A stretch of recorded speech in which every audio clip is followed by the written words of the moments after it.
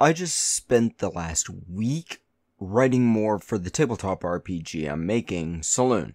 So I only realized on Saturday, the day before I record my audio, that I haven't taught myself a tabletop game to review for this week.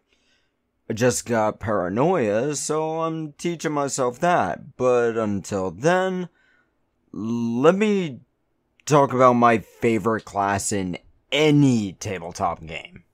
The Cleric. For those of you who know, I played a Cleric in the game that made me hate bards. Link in the description for y'all, but why do I love the Cleric class? Let's go over them. 1. My first Cleric was a 3.5 Dungeons & Dragons version. They essentially get 3 things: Turn or Rebuke Undead, and 2 domains. That's essentially it for 20 levels, but that's actually allows a lot.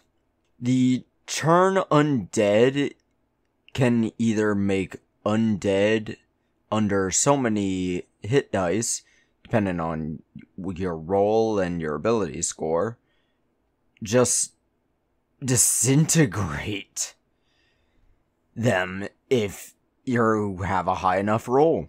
Rebuke makes them fear your power and run away, or kneel and serve you if you roll high enough. Just this ability can absolutely ruin some campaigns' challenges, because only undead with a mind can resist it, which very few actually do. Hell, you can do it to liches and death knights. But let's talk about those domains where clerics really shine. In order to bring it up, you also need to talk about the spell slots. As prepared casters in 3.5, you need to put a spell to every slot back then. Now, you can replace those spell slots with a inflict if you're evil, or cure spell if you're good aligned, just at will. You also get extra spell slots depending on your wisdom score, but then you'll notice on the table that I have here, a +1. Now those +1s have to be filled with your domain spell, because you get a different domain spell every slot depending on which 2 domains you chose. For example, say you chose the heal domain, you get the various cure spells at those levels. If you do take the domains slot, I recommend replacing it with the other domain that you chose, because you can just choose the heal domain if you're good aligned at any given point. Now let's talk about the domains. First of all, how many are there? Well, according to the SRD website, which admittedly take with a heavy grain of salt because it screwed me up with half-orcs when I did that video about 3.5, it said there are 22 domains for clerics. And I'm pretty sure there's a lot more than that, and then you can also take third-party books as well. Each one of those has 9 spell levels, which it lets you put into the domain slot and actually prepare if it's not part of the normal caster spell list. And it gives you an ability, either passive or active. Let's talk about that cleric ability there.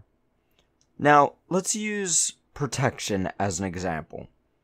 What it does is it lets you add your cleric spell level to the next save if you touch a guy and put it on them. You can even put it on yourself. So, say you know that this hallway is going to be trapped. You can touch yourself and add your cleric level to whatever save is next. In the case of traps, it's normally going to be either reflex or fortitude is arguable, though it's normally going to be reflex. Now, that's your level to that. You normally add your level as a cleric to wisdom as well.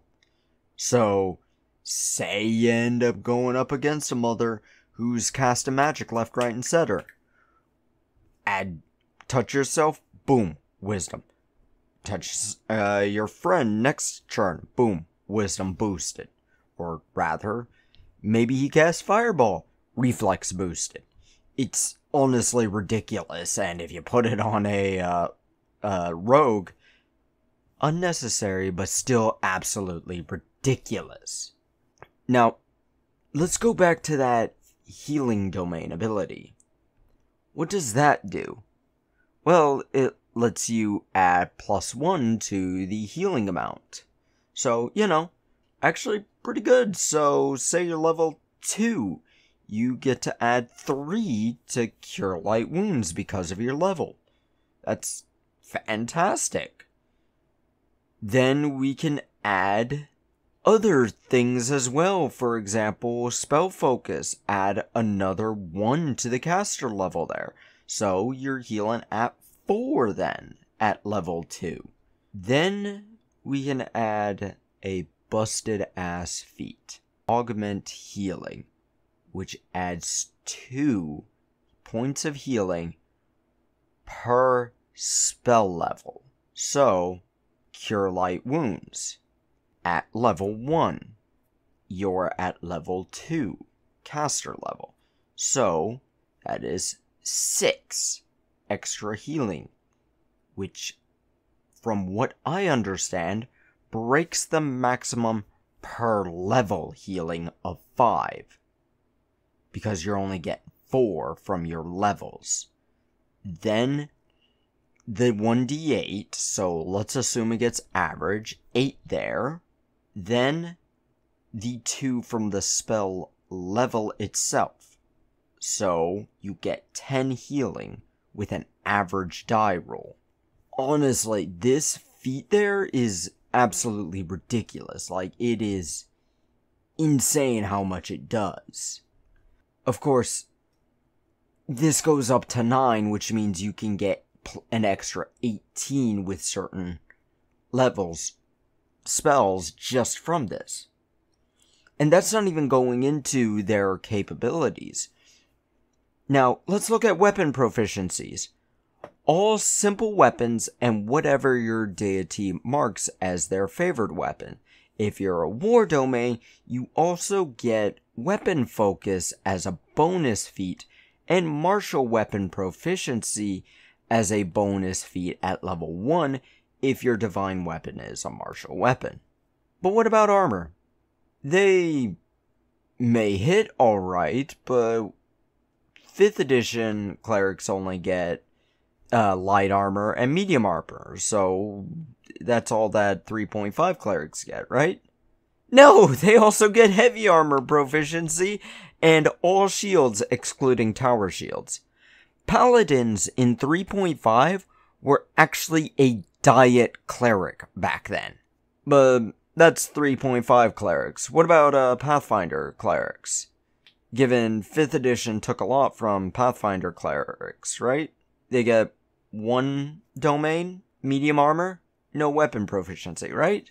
Well, yes, to some of them. They lost heavy armor proficiency in Pathfinder 1st edition, but everything else, well, they get the deity weapon proficiency, which can actually sometimes be used to replace your holy symbol. They still get 2 domains, but they lost the Churn or Rebuke Undead, except for in some cases.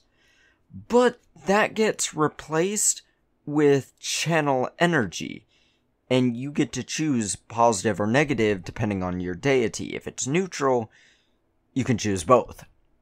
But you do actually have to choose it at character creation. And how does Channel Energy work? Well, it's an activatable ability where you get to heal everything in an area around you, 30 feet. You get to heal living if you choose positive domain, or damage undead if you choose positive domain. Opposite if you choose negative energy. Now, This goes up every, I believe, other level. I'll have to take a look. I'll put the tape right here for you. Now, it goes up by a d6 every so many levels. And it affects every living or undead, depending on what you choose at that point. Now, if you take positive energy, it doesn't affect living and undead. It only heals living or harms undead when you choose to use it. And you get so many depending on your level and your wisdom modifier.